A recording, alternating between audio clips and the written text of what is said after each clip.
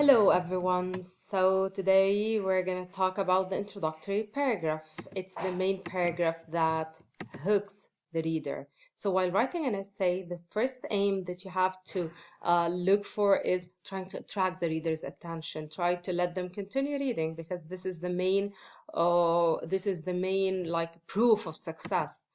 It's the first impression readers get of your essay. So if you're able to grab his attention at the beginning, things will be easier later. So what should I include in my introduction?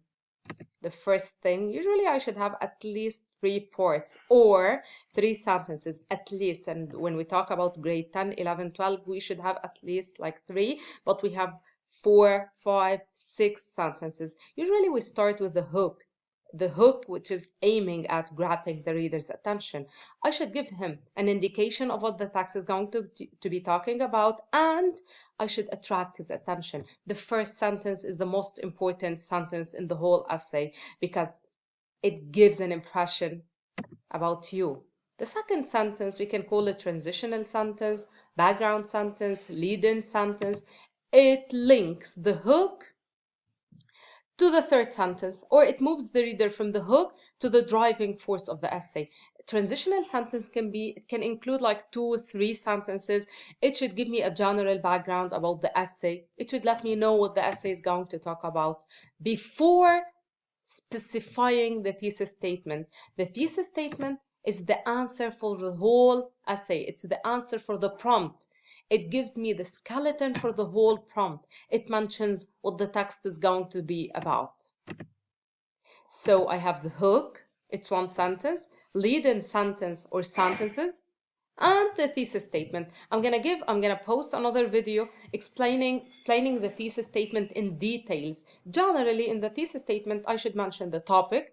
Let's say we're talking about euthanasia, and 1 or 2 or maybe 3 controlling ideas. So let's say euthanasia, I might talk about the reasons for prohibiting euthanasia. These are the controlling ideas, and the topic is euthanasia.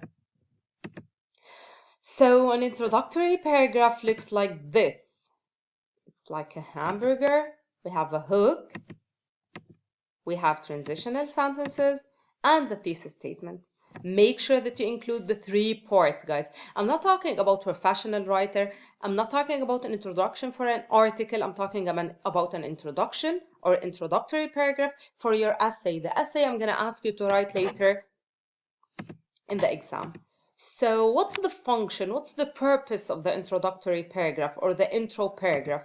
Mainly, it introduces the topic. I should know what the topic is talking about, what the essay is talking about.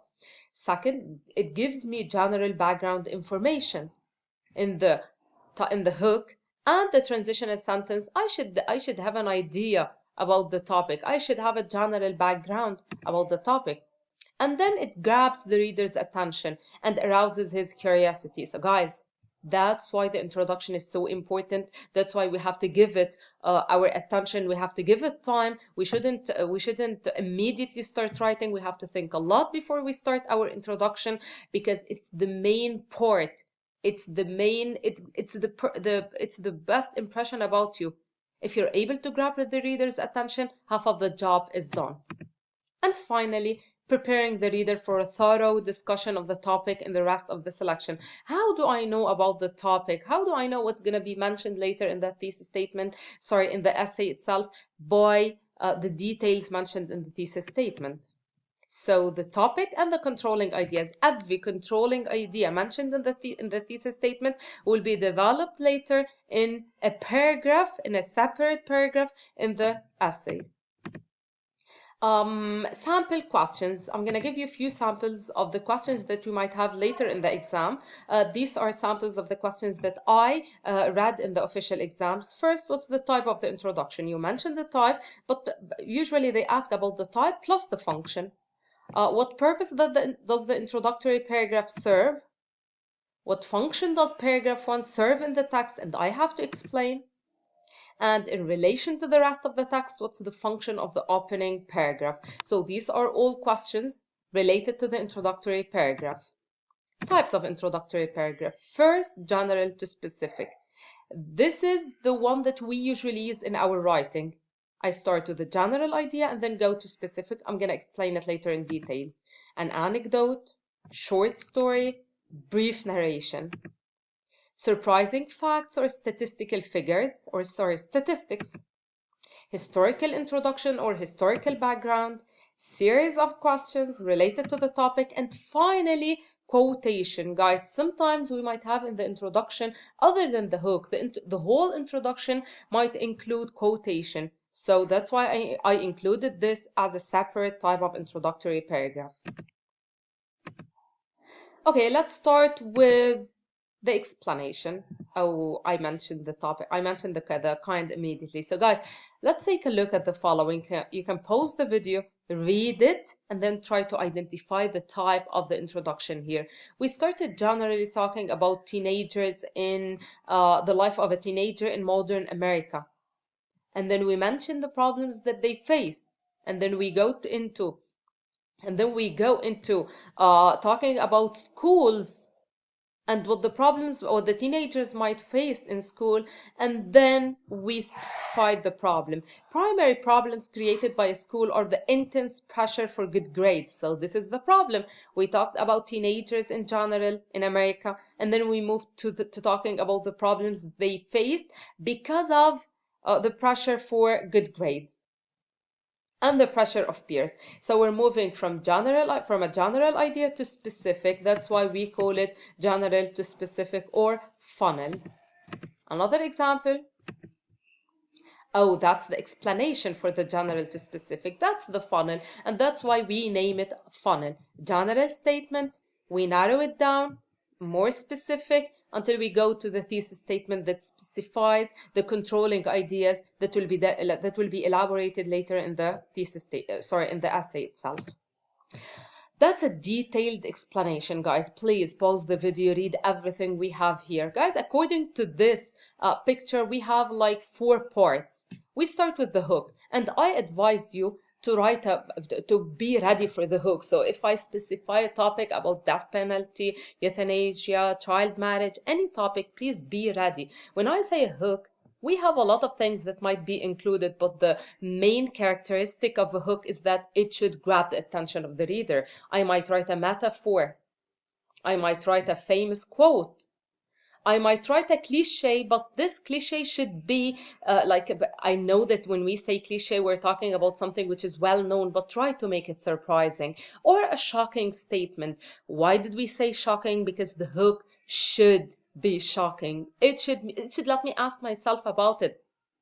It should shock the reader to the extent or to move him to be excited to read the topic. And then we go to the bridge and summary. We call them transitional sentences. We can call them lead-in sentences. Here they call them bridge and summary. What do you mean by bridge?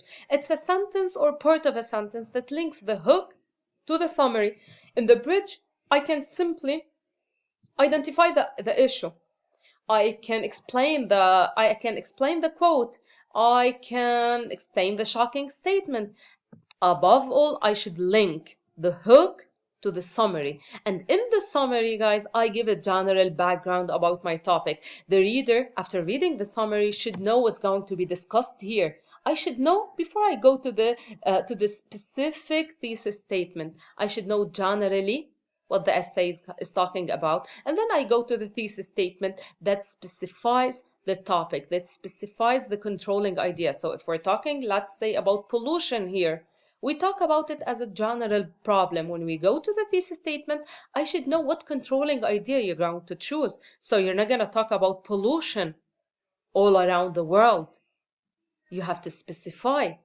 So you might talk about 2 or 3 causes. You might choose to talk about 2 effects. So guys, the thesis statement should be so specific, and that's why we call this type general to specific or a funnel. So that's the introductory paragraph format that I advise you to use it or to follow it in your writing. Another example, the 23-year-old Ibrahim Sabbah was worrying about his future after graduation. When I finish university, I have to go out to work because I cannot work here. A son of a Syrian father and Lebanese mother, he was denied by the Lebanese law his mother's nationality, an unfortunate fact which adversely affects his life. What do you expect the topic? Sorry, what do you expect the type to be? It's a narration, we have characters, we have something happening, it's a short story, so it's an anecdote. Guys, usually, even as writers in the exam, even if we're using the anecdote, please don't forget to use the thesis statement. It is accepted for professional writers, but for us as novice writers, it's recommended to use thesis statement at the end. Another type, child abuse is becoming one of the fastest growing acts of violence in the United States.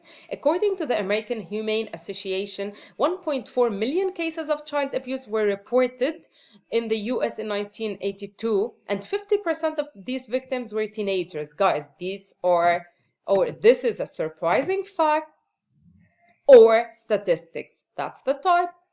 And guys, when we say statistics or facts, they shouldn't be normal facts. So I shouldn't say child abuse is widespread, let's say, or child abuse is a crime. It should be something surprising.